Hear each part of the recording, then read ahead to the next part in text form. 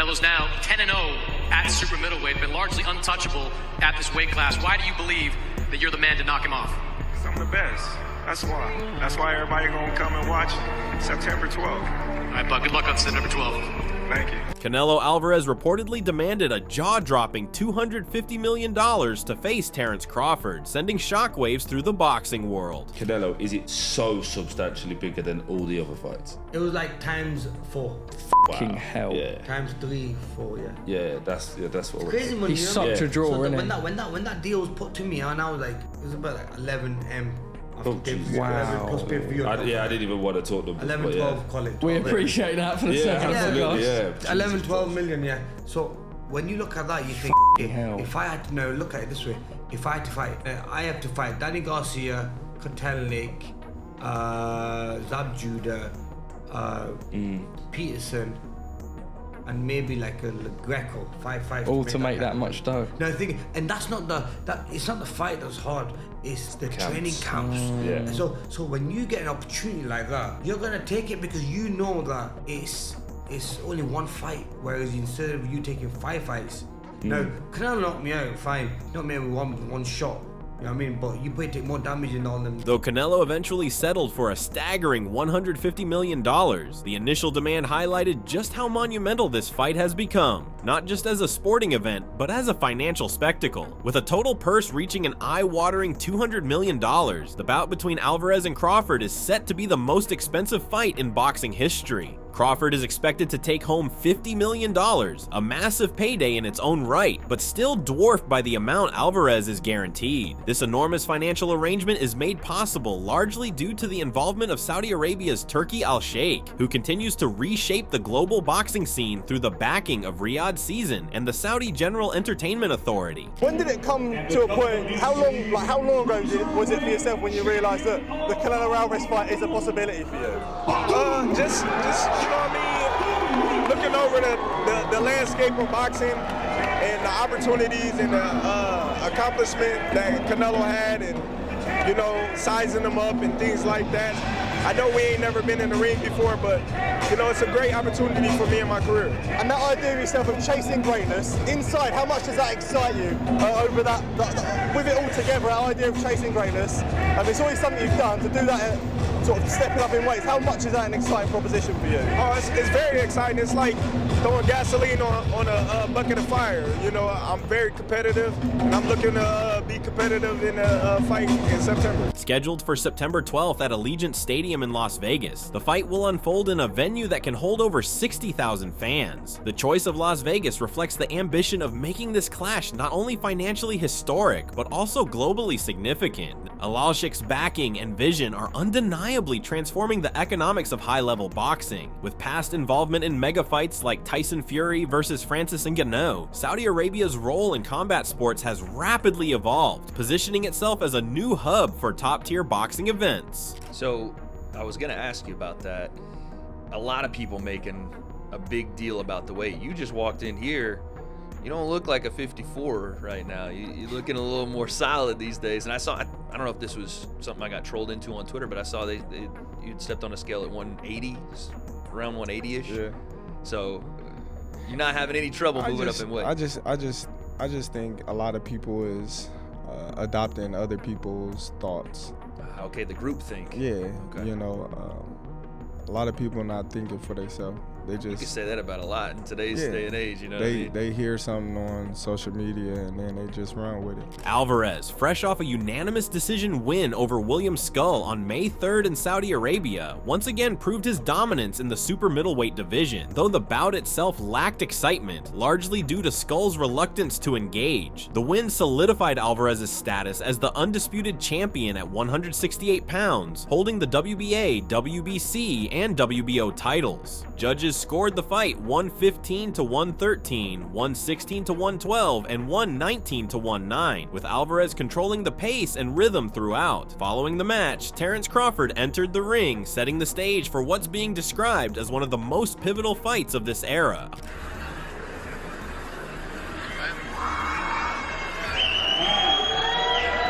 Here it is, the official face-off. The date, September 12, Allegiant Stadium, Las Vegas, Nevada, USA. for the undisputed super middleweight championship of the world, Saul Canelo Alvarez versus Bud Crawford.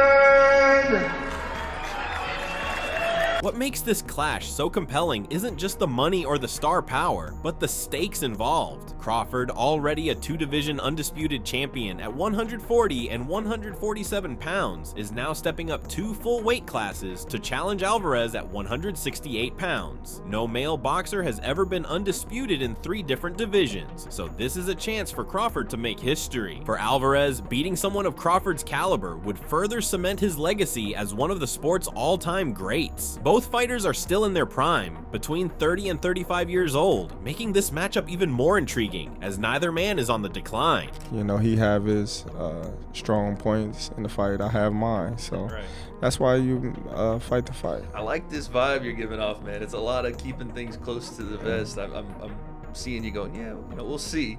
Yeah. Obviously, you have answers that we don't, and you've seen things that obviously you think you could take advantage of in that fight, or else you wouldn't be taking it. What would that mean, though, to be able to step up so many different weight classes over and over and take out, like you said, the undisputed king, potentially, after those scores? Oh, man, it would mean everything. You know, it would be everything that I worked hard for in my whole career, coming out in that one moment, you know, that one night of boxing that everybody got to see the great Terrence Crawford do something that was unheard of and unthinkable. Several voices in the combat sports world have weighed in on the upcoming battle. UFC legend Daniel Cormier expressed excitement over the fight's potential, noting that both men are still elite athletes. He acknowledged that perhaps the fight would have had more juice a few years ago when Alvarez was slightly smaller and even more explosive, but emphasized that the bout remains highly significant. Cormier believes the addition of UFC president Dana White to the promotional efforts could introduce a whole new audience and elevate the level of excitement surrounding the event. White's reputation for promoting blockbuster MMA events might help bridge the gap between casual fans and boxing enthusiasts, generating an even wider global interest. These are phenomenal fighters. They're both still in their prime. Most UFC champions aren't even under 30. I don't know that we have one under 30 male champion right now. So they're in their athletic prime, right? 30 to 35. But a couple years ago, it might have had a little more steam because they didn't have that performance like Canelo had last night. With that being said, Dana White's gonna promote this thing. And because Dana White is going to promote this thing, I feel like it'll bring a different level of interest into the UFC. Ilia Topuria is 27. He's not the champion though. Ilia Topuria was 27 at featherweight. He was the champ. He's not the champ anymore since he vacated that belt. It's no champions under 30 years old. So they're still in their athletic prime. I wish I got to see it a couple years ago when Canelo was a little smaller. Dimitri Bivol, one of the only 2 men to defeat Canelo Alvarez, also offered his perspective after attending Alvarez's recent bout against Skull. Bivol pointed out that Crawford brings a completely different energy to the ring. Unlike Skull, who was passive throughout, Crawford has a champion mentality and is likely to be far more active, forcing Alvarez to fight for every moment. Bivol suggested that Crawford won't allow Canelo to dictate the pace or take rests during the fight, predicting a much more intense and demanding contest. While Bivol stopped short of naming a winner, his insight highlighted just how much more competitive this matchup could be. I think Crawford wants this fight a lot. He wants this fight, and I think he will be more active than Canelo's previous opponent, and he has different mentality. He has champion mentality. I think fight will be much more interesting. What do you make of the weight in that fight, the weight difference? I think Crawford will not let Canelo just walking on the ring when he wants, you know, because we could see this fight. Canelo did everything. When he wanna rest, he could rest easy, you know, in this fight. Yeah, of course, when he wants to work, that guy didn't give him work. He just rest. And I think with Crawford, it will be harder to rest. Who do you think wins? I don't know. It's a very interesting fight, but I don't know. Renowned boxing trainer Robert Garcia also shared his breakdown of the fight, predicting a strategic battle between two elite minds in the sport. Garcia expects Crawford to win several of the early rounds with his superior footwork and ring IQ. His prediction is that the first half of the fight could lean toward Crawford's slick style, but over time, Canelo's power and pressure might begin to wear him down. Garcia believes Alvarez will have to dig deep in the later rounds, using body shots and ring control to turn the tide. He noted that although Crawford might puzzle Alvarez early on, Canelo has a knack for adapting and could eventually break through. You know, your skills, speed, try to fight on the outside, you know, and, you know, he does have skills, man. He is a real talented fighter, so I think he's going to put up really good rounds, maybe at least 5 or 6 rounds. He's going to put up really good rounds. Eventually, I think later rounds, Canelo starts catching him, breaking him down, but I do see Crawford putting up. Crawford's, you know, he's the man. He's pound for pound one of the best fighters in the world. He's very talented. I think he will put up a good fight. You said Canelo maybe later in the rounds comes on, you know, and puts pressure on him. But Canelo more recently, the later rounds, you know, it's a little like slower, maybe gives up a couple of them because he's already kind of won. That'd be kind of a different strategy, right? Like, can he still do that? It has to, but he has to, because I think the first half, I think it'll be Crawford's fight. You know, I might be wrong also, because Canelo's also very talented. Let's not take that away from him. He's very talented, but I do see Crawford maybe taking the first few rounds, the first half of the fight, and then Canelo forcing himself to pressure and try to dominate it that way, because knowing that he might be a little bit behind, he's gonna be forced to do it. And he's got the strength, he's got the power, he's got the skills to do that too. Jaron Boots Ennis, once undecided about the outcome of the upcoming Canelo Alvarez versus Terrence Crawford super fight, has now expressed concern over Crawford's leap in weight. Though he originally viewed the bout as evenly matched, Ennis now leans toward Canelo, suggesting Crawford may be taking on more than he can handle without first testing the waters in his new division. Ennis highlighted Canelo's history of damaging naturally bigger opponents, despite not being a full-size super middleweight himself. In his view, the sheer power and size Canelo brings to the ring present a serious threat to Crawford, who has yet to encounter someone with Alvarez's physical attributes and punching strength. But I think you gotta lean more towards Canelo, because like I said before, he been putting big guys out and down, and Canelo not even really a 68 pounder. He probably really should be at 60 maybe. And he been hurting these guys. I think he be dropping these guys and things like that. So, and them guys be way bigger than him come fight night. I know that for sure. They be probably close to 200 pounds, and he dropping those guys like that. So, I don't know. You know, it's gonna be a great fight. You know, the fans want to see it. So, you know, so be it. I think Crawford should take a warm-up fight.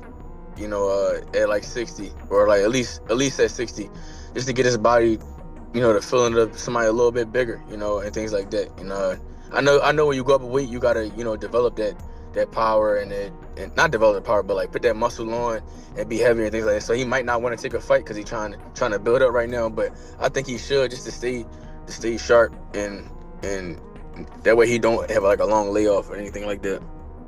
Errol Spence Jr., who once shared the ring with Crawford, offered a more measured opinion. He commended Crawford's willingness to move up in pursuit of greatness, calling the decision bold and worthy of respect. Spence didn't offer a firm prediction, but his belief in Crawford's capability was evident, saying if anyone could rise to the occasion and defy expectations, it would be Crawford. I mean, it could happen. I mean, why not? If Crawford want to challenge himself to be great, let him try to be great, you know, so, you know what I'm saying, I'm with it. So, you know, I'll be going for Bud. You know, if he fight Canelo, I'll be going for him. I mean, I don't know if he gonna win or lose, but I definitely be going Crawford. I think if anybody can pull it off, he can pull it off. He's chasing greatness, so why not? Canelo came up to 175 and all that, and fought Kovalev and fought the other guy too. So I mean, if he can do it, and he started at 147. So I mean, if he's doing it, why can't Why can't Crawford do it? Virgil Ortiz Jr., another promising name in boxing's next generation, didn't hesitate in picking a winner. He gave the edge to Canelo, citing the clear size gap and Crawford's inexperience at super middleweight. Ortiz acknowledged that Crawford can bulk up, but made the case that adding weight doesn't necessarily mean he will be competitive at a higher division. He also warned that Crawford's tendency to get hit could become a major liability against someone with Canelo's knockout power, where one mistake might end the night early. Canelo being the bigger guy on the front foot, Terrence being able to crack with both hands, but also have that lateral movement. I think it's going to be an interesting style. I don't think it's going to be as decisive as you think, but you know Canelo a little better than I do. But I think it'll be really close. Here's the thing. I mean, and I can debate on this. Mhm. I don't know if we have enough time, but and I know I'm going to get some shit for saying this because of me, but Crawford gets hit. Mhm. He does. Yeah. He gets hit like everybody else. Sometimes he gets hit pretty clean. If you get hit clean by Canelo, that's not good. Mm-hmm. You know, it's really not good, whoever you are. And Canelo's fast. It's not like he's a slow puncher. No, he will catch you off guard. Yeah. And I mean, it's just different. Alexander Usyk, known for his own success in jumping weight classes, initially favored Crawford but has since changed his stance. While Usyk once praised Crawford's ability to read distance and fight ambidextrously, he now calls the matchup too close to predict. To him, this fight represents a true 50-50 scenario, too evenly matched in skill and unknowns to confidently pick a victor. A potential fight between Canelo and Terrence Crawford. How do you see that fight? Who do you like Terrence. It's Wow. my friend, but it's crazy man. Listen, I say Terrence win. Yes. What? Terrence win over Canelo? Yes, Terrence win. But listen, Terrence is different man. Terrence work on две стойка. Two sides. Two sides. Right. And Switch hitter. Yes. He's a switch hitter. Yes. Right and left. But it's very smart man. It's very, very, very smart.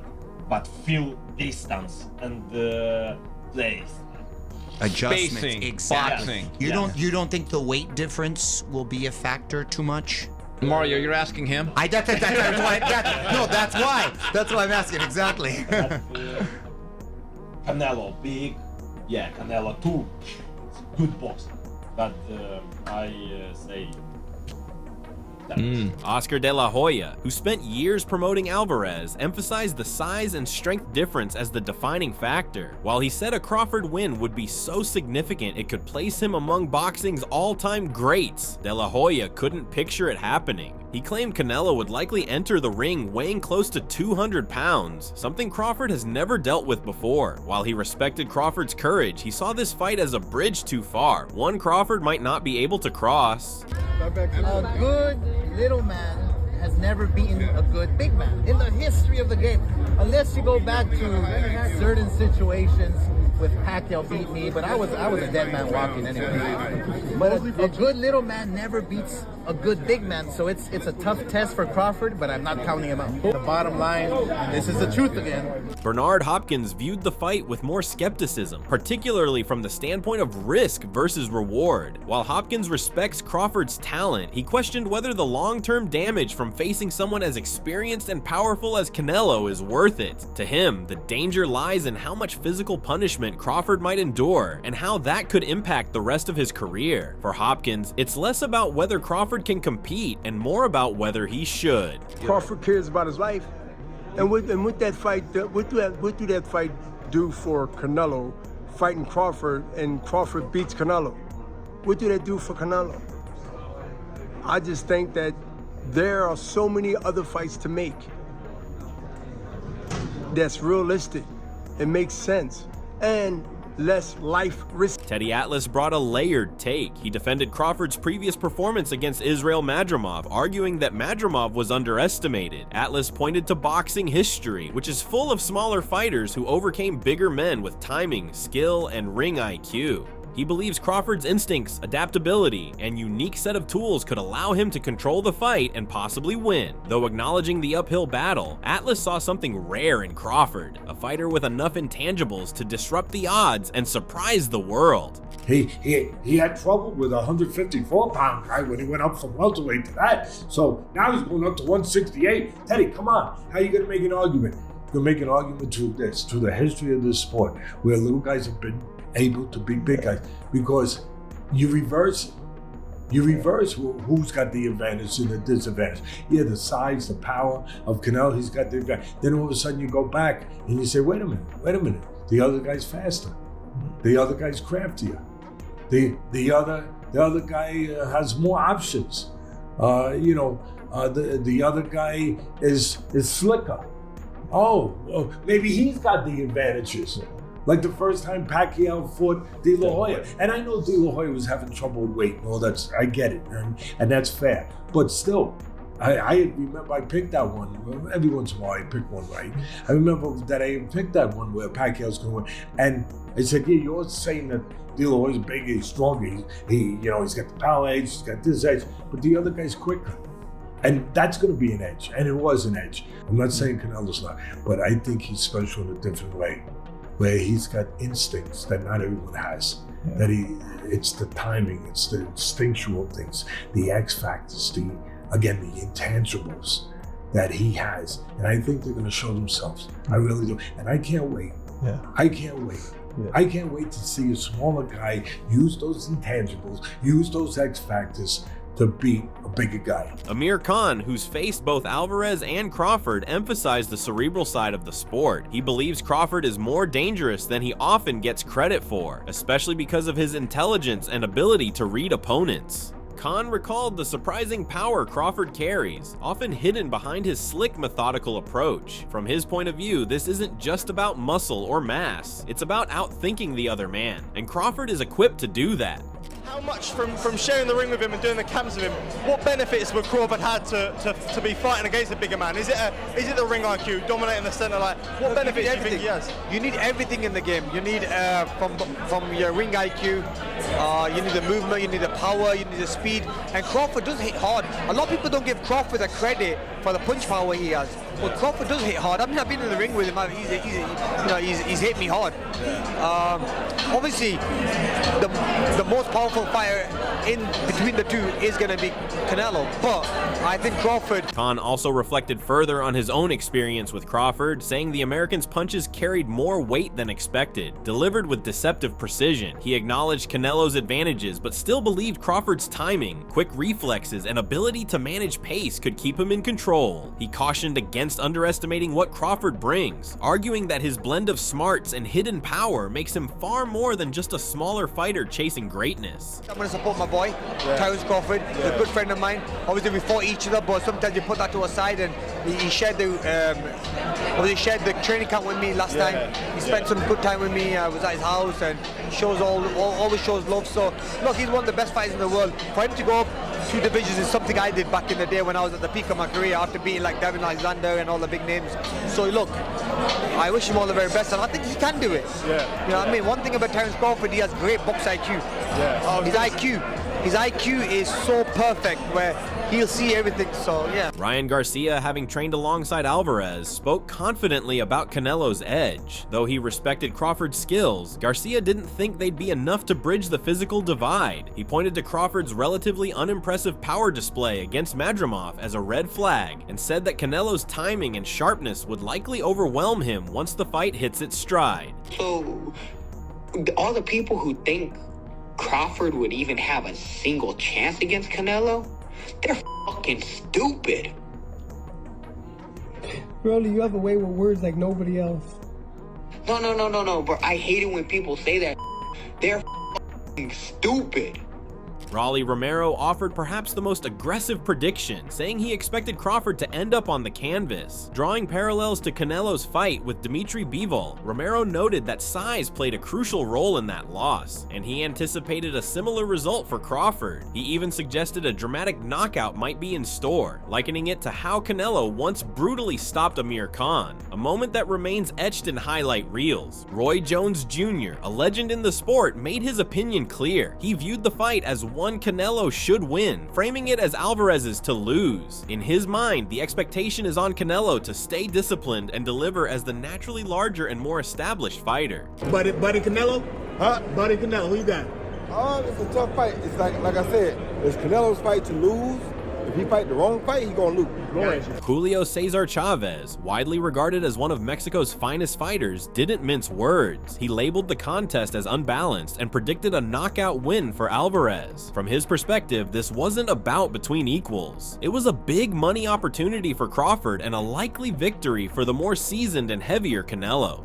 Bueno, es una pelea muy dispareja, la verdad. Crawford es un gran peleador, pero no tiene nada que hacer en ese peso. Con todo respeto, él va por el dinero y Canelo lo va a noquear. The two fighters are going to be different weight classes, even though they're going to fight on a specific weight. He believes that they're just going because of the money. Crawford. Jim Lampley, the longtime voice of boxing, struck a more cautionary tone. He pointed to Crawford's performance against Madrimov as a sign that the jump to higher weights might not be smooth. Lampley expressed concern that while Crawford's skills are elite, the physical challenge of facing a fully matured super middleweight like Canelo might dull those skills in action. He worried that the very attributes Crawford relies on, speed, timing, accuracy, could be diminished by the weight disparity. What do you think about the fight now that you just witnessed Canelo Alvarez again in the masterclass performance? I love Terence Crawford and I want him to have what he wants. But off of what I saw tonight and what I saw in Los Angeles last month when Crawford was fighting Madrimov, I am more than ever concerned that he's not big enough and not big enough to be able to move around the ring and muscle Canelo in the way that he would have to ward off those really vicious inside. In contrast, Shakur Stevenson brought an uplifting view. He saw Crawford as a rare talent capable of rising to any challenge. While acknowledging how formidable Canelo is, Stevenson believed Crawford's mental sharpness and ability to adjust mid-fight could offer a path to victory. He didn't dismiss the risks, but remained confident that if anyone could pull off this type of upset, it would be Crawford, someone with both the skills and the mindset to shock the world. No, you're going to back Terence all the way in that fight, but how big of a fight is that? How difficult of a challenge is it moving up in weight? I think it's very difficult. Canelo got the IQ, he got the size, he got the power, maybe.